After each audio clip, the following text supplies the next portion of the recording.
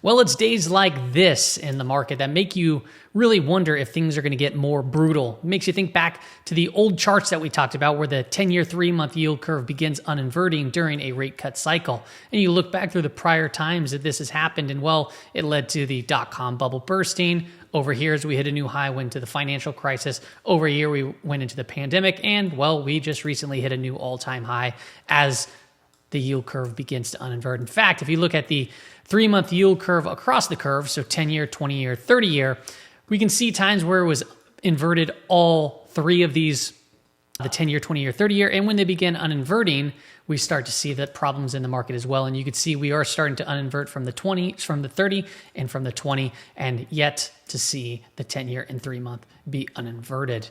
So in today's Stock Market Brief Show, we're going to talk about a lot of things. Not only are we going to talk about the performance of the market, but a lot of the times when things get brutal, it opens up for opportunities. And I'm going to walk you through some of the correlations that I currently see in the market with semiconductors. We're going to go over expected moves, the market conditions where we currently stand, go over some interesting stuff in bonds and yields, and the dollar and commodities there as well. So let's go ahead and get into it. Welcome back, everybody. We're going to start off here looking at the performance of the S&P 500 for the week to date, right? We're looking at the 11 sectors that make up the S&P 500. Financials led the way, and energy. Now, when energy is the outperformer, when it overperforms the S&P 500, that's typically when you see more weakness in the overall markets. Towards the bottom of the list, healthcare took it on the chin, down a whopping 5.5%. And right next to it was technology, minus 3.56%. And this was led really by the sell-off that took place today, and a lot of these large market cap names taking breathers from rather large moves to the upside. Now, if we go into the S&P 500, I want to kind of step back from the scary nature of what we've been seeing this last day and just show you this chart. This is the weekly chart of the S&P 500. And what do you see here? Well, we saw a massive week the prior week, and we see a candle that basically came down to around 50%, into and around 58.50, which is an important level, and we've been talking about it here. We also, on our way up into this area, we came into that 6,000 level, which we're well aware. 6,020 is that JPM collar, which tends to be where we can start to see more dynamic hedging take place, and it kind of caps or limits, has the potential to limit that upside. So what did we see? The market pulled back. It's down 2% on the trading week into an inclining weekly 5 EMA, and we bounced a little bit from that specific level. If you look at the daily time frame, you still see your series of higher lows, yet we pulled back into around the 20-day moving average. It's a frequently tagged shorter-term moving average, and we're still above a rising 50-day and well above a rising 20-day here. This was the original move off the election. We saw some follow-through, and now it's kind of fading back into and around this area.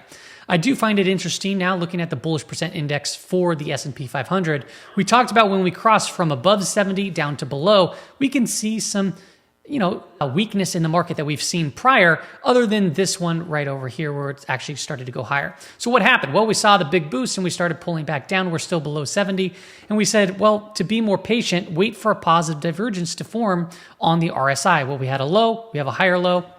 We have a low, we have a lower low right here. So we're starting to see a positive divergence form in the bullish percent index. So what I would like to see here is this to come down a little bit more, which it looks like it will, and then eventually turn back up. This come down a little bit more to give us a clear picture of a positive divergence, which could indicate a pop in the near future.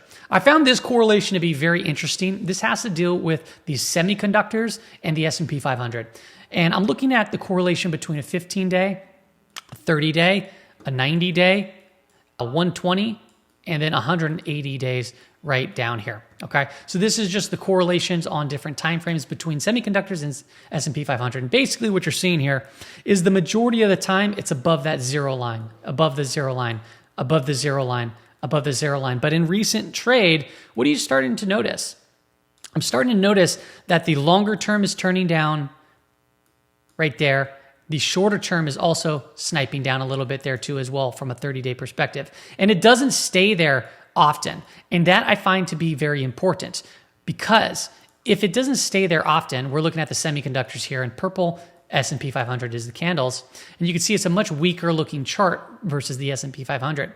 So if that correlation is going to remain positive, that means one of two things, right? It's going to mean that the semiconductors are going to bounce from this oversold condition back into and around this area, and or S&P 500 is going to catch to the downside. Now, if I look at the semiconductors, the SOX, from just a absolute perspective on a candlestick chart, it was coming down into this lower trend line here, and you can see that it was putting in a series of higher lows, and we just broke that and broke this. So I think that we need to be very careful in around here, unless if it starts to recoup and recover that 200-day moving average. In fact, if you zoom out a little bit further and look at SMH on the daily time frame, you can still see that somewhat of a rising wedge pattern as we broke down from it today.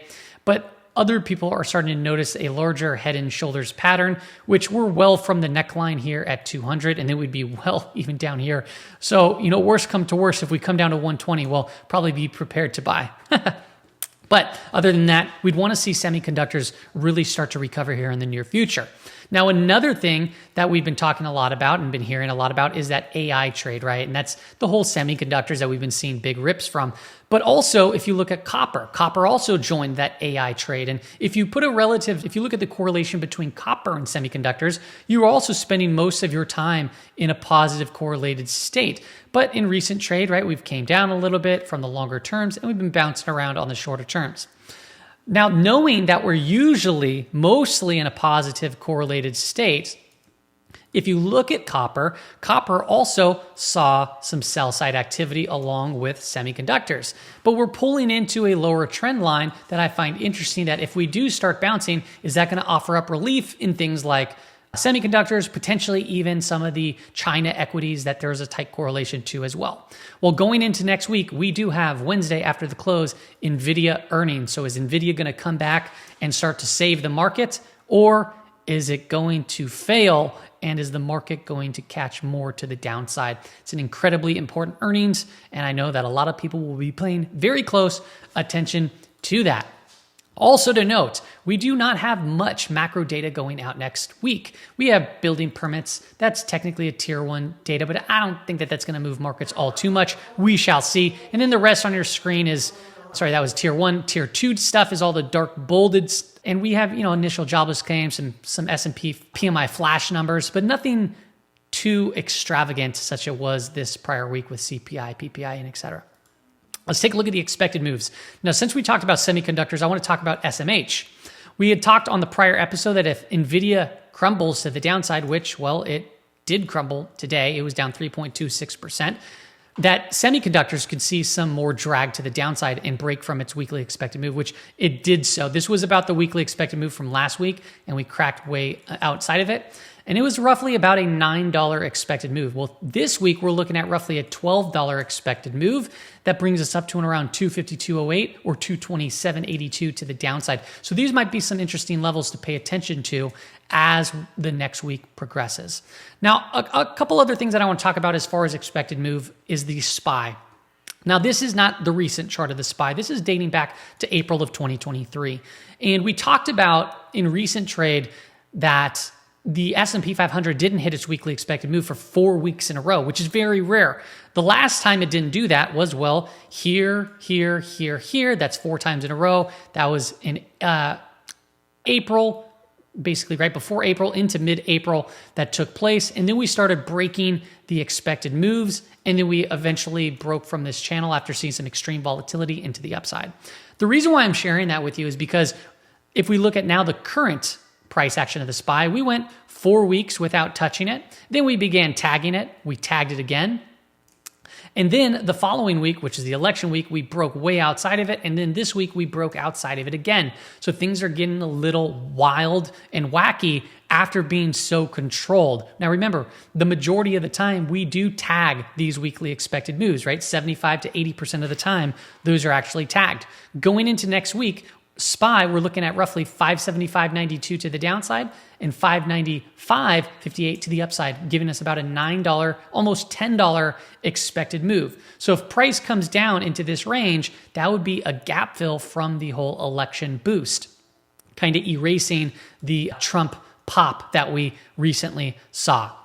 Now, if we take a look at market conditions, it's telling us to take the foot off the gas. because, well, we're below the 5-day moving average. So red, red, red, red, red, red, red, SPY, Qs, IWM, DIA. So if you want to be patient, there are going to probably be bounces within this, but just be aware that it's going to take time for the 5-day moving average to flatten out and turn back up. So that's part one of our market conditions. Part two is the gamma flip line, and we're basically right and around there right now. It's at about 5,900. And as price came down lower, this was that 5850 level that we've been mentioning and talking about, how we got pinned in and around this area. We broke down from it. We shot up into also a call wall, and now we're kind of pulling back into this range. So overall, as long as we can hold in and around this level, that can be a positive sign. But you really want to start to see us go back into positive gamma territory for volatility to start to decrease. Remember this chart. This is the net gamma chart. And you can see that when it's above this line over here, we're in positive gamma. When we're below the line, it means we're in negative gamma territory. So if I drew this out on the VIX, which I've done, you can see these gray squares are when we're in negative gamma territory. And each time, what do you see happen? Volatility typically increases all those times. So if we start to get out of negative gamma territory, perhaps that's good. Volatility comes in, and that could be a positive sign for the S&P 500. Right now, we're in negative gamma. We're below declining 5-day moving averages. So please be careful in this environment. Let's take a look at bonds and yields. I found this chart to be a little interesting as well. This blue line is the 10-year yield, and then the gray line behind it is showing what it looked like in 2016 during the last time the election took place and Trump won. And what you'll notice is the 10-year yield started to rise after this period. And is it holding into and around the same area? Yeah, I would say it is. But I like to look at the absolute chart. So we'll look at the TNX. And what I'm noticing here is we're starting to get a little sideways choppy action. Typically, you do get bullish seasonality into and around this time. It's actually a little bit before here, which we showed on prior episodes. And the market is still kind of pressing it up higher. But I am starting to see the price momentum oscillator start to flatten out currently, and we're starting to see a negative divergence in the RSI. So is that telling us that we might see the 10-year yield start to back off, consolidate, and digest a bit? Well, it might be important to see that because this chart right here, the 10-year yield is inversed on this specific chart, and then the NASDAQ. And basically, in short, what is this telling us is that there is typically a strong correlation, sometimes a negative correlation. Right now there's a positive, but a negative correlation, meaning if the 10-year yield could potentially start falling in, that could be a positive sign for the markets, because the higher it goes, the more pressure that it could put on potential various equities. This chart was also kind of interesting as we're talking about bonds and yields. Now, this is a collapsing complexity. So this is, I believe, Bank of America's complexity model. And it says the sell-off in the 10-year T-bonds is approaching a collapsed 65-day complexity. And this is suggesting that a tactical short position in bonds is no longer warranted. And the next tactical move would be to go long. So we're looking at the 10-year T-bond price here, and then we're looking at their indicator right in around this area. Now, if I pull up the TLT, what we're noticing here is, one, we're seeing a lot of volatility chop back and forth, but it's sitting at around lows right here in recent trade as the 10-year yield, right, has been ramping up. But we're also below that quarter-to-date anchored volume weighted, quarter-to-date expected move for, it's just November, right? So we still have the rest of November and next month for the quarter to end, and we're well below it. The last time, we gave an example of the quarter-to-date expected move. We gave it in the S&P 500 when we cracked underneath it in August, and then we started to recover from those levels. And in more recent trade, the IWM came very close to it on the upside. We didn't quite get there, but it started reversing from those levels there too as well. So I find this to be a very important area. As price is under it, it could make for a potential nice move back into and around and or up through it in near term. If we take a look at the dollar, this has also been very concerning. The dollar literally went from the beginning of August to the year-to-date lows, right, to year-to-date highs in a month and a half. Not even, right? Very, very quick move here, about a month and a half, yeah. But while this is taking place, look at the S&P 500. Well, in October, we were about right here. So as the dollar was going down, S&P 500 hit new highs. So we hit new lows for the year. S&P 500 hit new highs. The dollar fires off like a rocket ship. And what's the S&P 500 doing? We haven't even retested this area. We're actually still up. So that correlation is also a little tad concerning, but it's also showing just how strong the stock market is given the backdrop of a rising 10-year yield and a rising dollar. So if the dollar wants to come off and these correlations to come back into play, this could actually be a very bullish thing still for the markets. Yes, we're still, bearish conditions, right? Below a declining 5-day moving average. We're in negative gamma territory, but if we start getting out of those, it could present very good opportunities. So I figured it'd be important to talk about that. Let's take a look at some commodities. Oil also selling off here. So as energy has been outperforming the market, oil is signaling something a little different here. And there's typically a tight correlation. So if oil is going to start breaking down and energy starts to underperform the S&P 500, where will investors look to potentially put some money? So oil, continue to watch this and see what comes from this as this has been breaking down here. If we also add another element to this, I want to bring in the 10-year yield to oil as the 10-year yield's been rising. All right, we talked about those negative divergences. Oil has been falling, and typically oil front runs the bond market or the yields, right? So oil right here on the black line started going down, yields followed.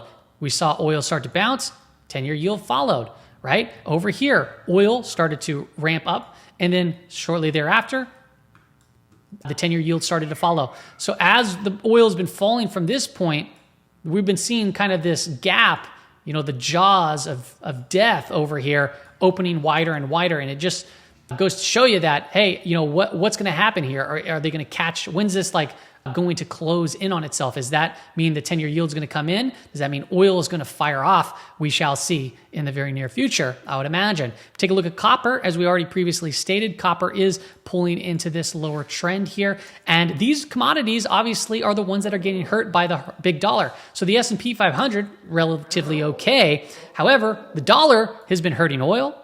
It could be hurting copper, as you saw that recent downtick in copper, and then also gold, strong move to the downside into this trend as well. Now, another note on gold on this big move to the downside, it also hit a 10-day or 2-week rate of change to around minus 8%, which is something that we actually haven't seen since the pandemic. So a very massive rate of change hit on gold from all-time highs coming down. And the last time this happened was over here during the pandemic. And we did see, obviously, a snapback take place.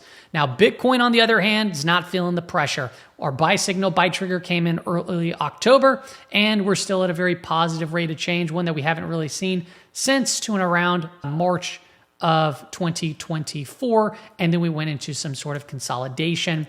We're there at about 92,500. I would imagine that the market wants to see six figures, 100,000. So are we going to get there? Is it going to be a wild ride to it, or are we going to just make a clean sweep up into that level for the market to celebrate it? Well, take a look over here on the absolute picture so you can just see this massive breakout and this massive strength in Bitcoin. It's not something that I would go into fade at all. So if you are trying to short up in these areas, just know if you try to short this, ouch. If you try to short this, ouch. Try to short this, ouch. So be very, very careful trying to short. And more importantly, just play with the trend, but don't chase either. Look for pullbacks, look for consolidations, and then moves to the upside. That's all I got for you on today's episode, everybody. Hope it helped out and gave you some insight into the markets. See you later.